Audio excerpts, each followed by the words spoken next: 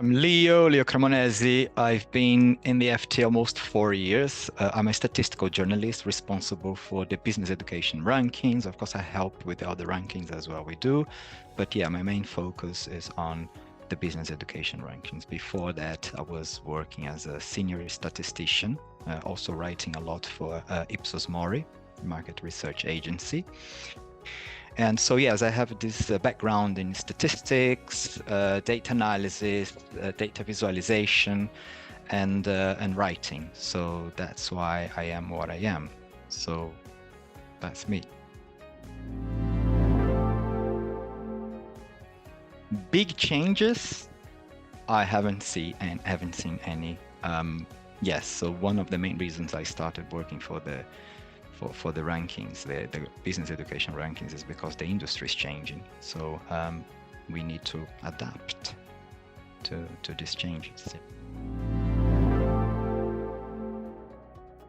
It's important to mention that the changes in the recent MBA ranking published are the result of years of consultation with participant schools, recruiters, readers, and it's also based on our own data analysis. Yeah.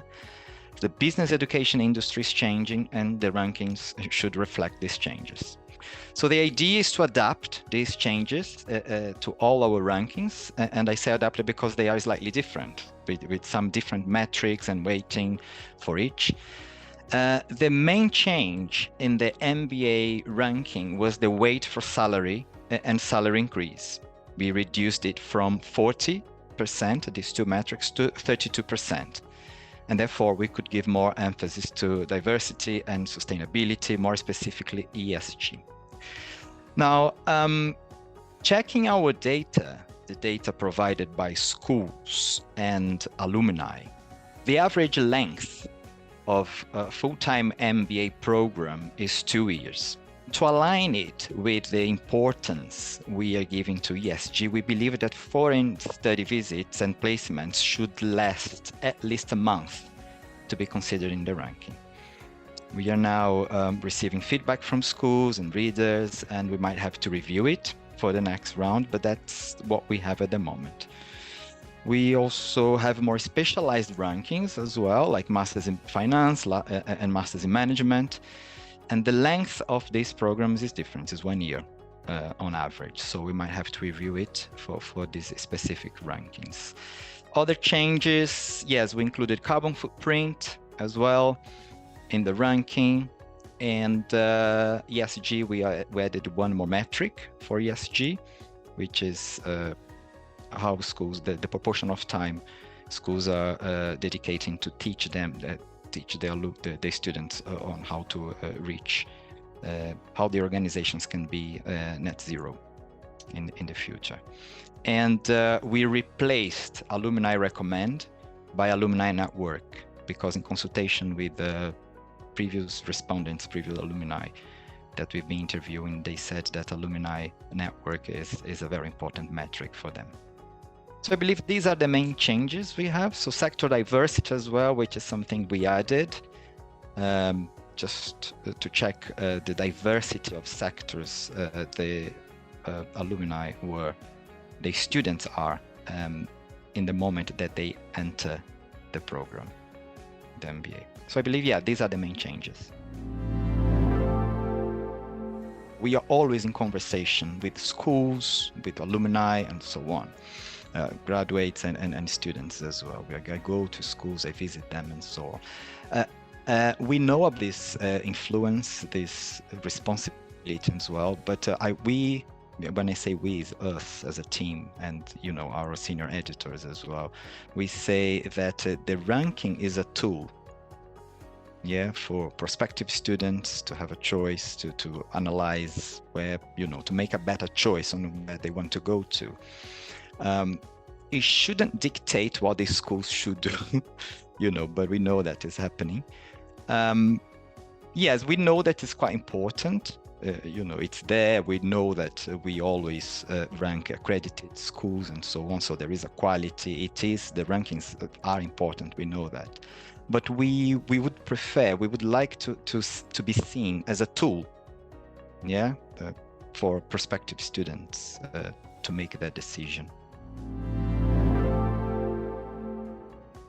Yes, I think not only the FT, everybody involved in the rankings, schools, recruiters, the FT per se. We have a number of initiatives here. All the institutions that we support as well. So I think it's happening everywhere. And so we have an editorial for climate change as well.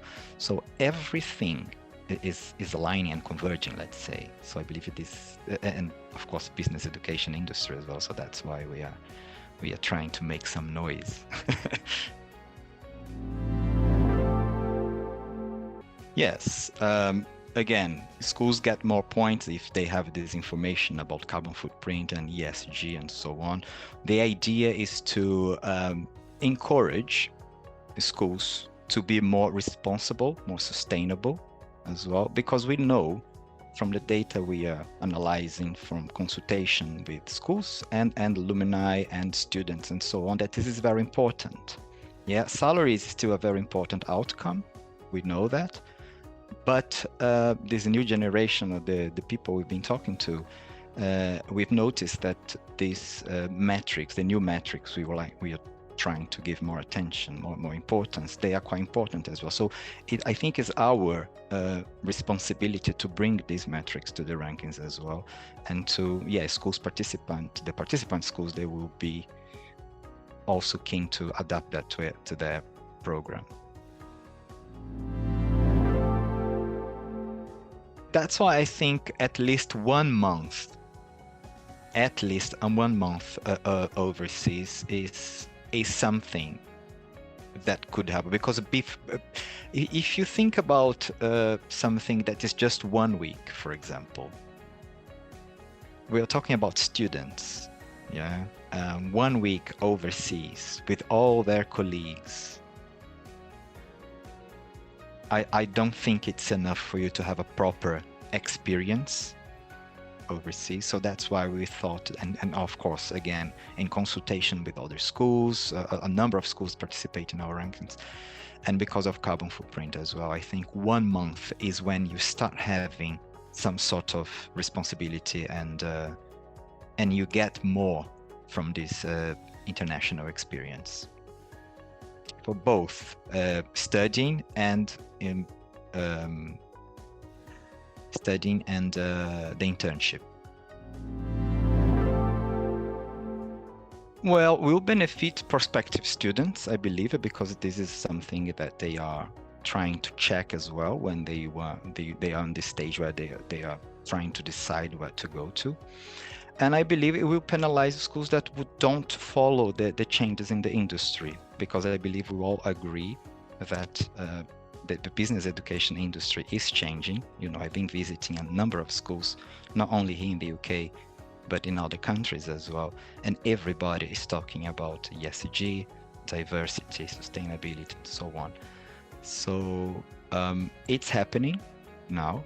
So schools that don't follow these changes, I believe they will have to rethink it.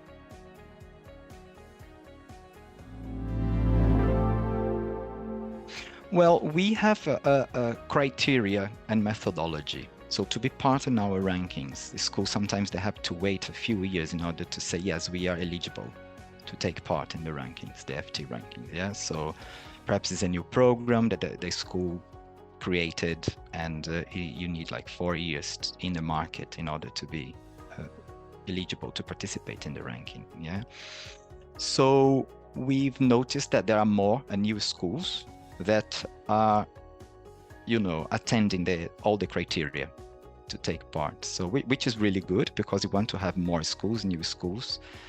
But yeah, it was actually a surprise as well. Now the main reason, I don't have this answer.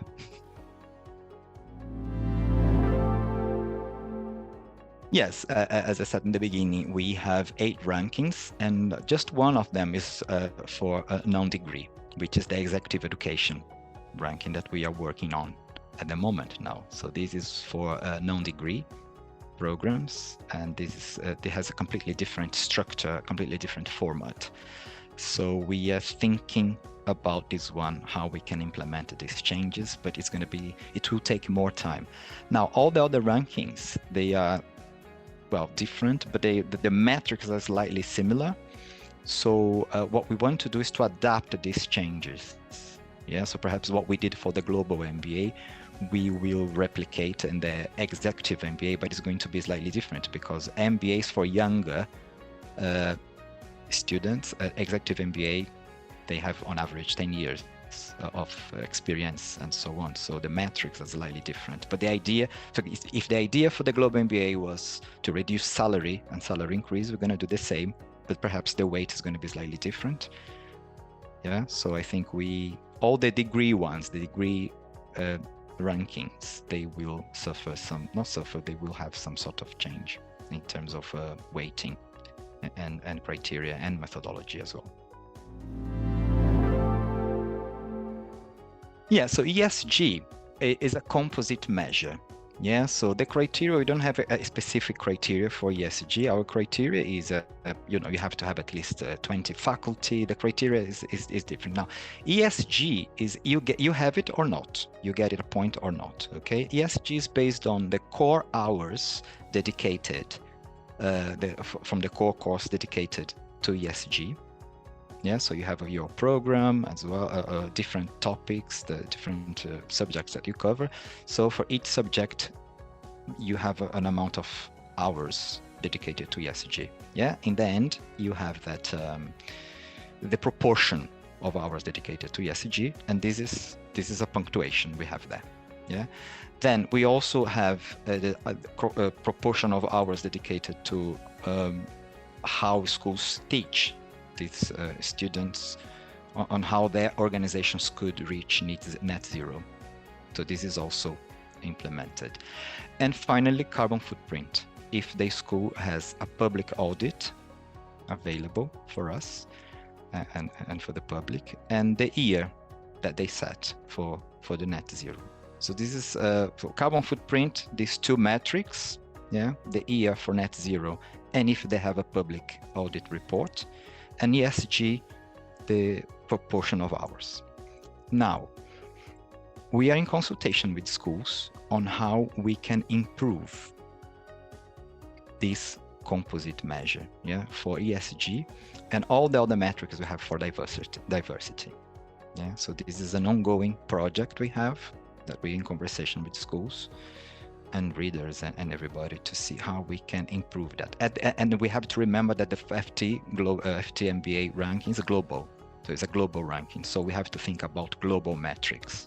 So any sort of feedback, students, readers, everybody could reach us just write us at business.education@ft.com if they have any feedback or any ideas. The only thing I can say is that it's impossible to please everyone. Yeah, we know that we are doing a good job, that we are reliable, our data is accurate, and so on. But everything we do, it's based on extensive consultation, not only with schools, but data we have, public data, all sorts of articles we read about business education, and our senior editors as well. They are always helping. So we are sure that we are doing a good job here. We are offering a good ranking, and it's good to see that schools are changing and following these trends. Yeah, schools, they have different points of view as well, but of course we have to have a final decision in the end of the day, and this is on us. We have the final say.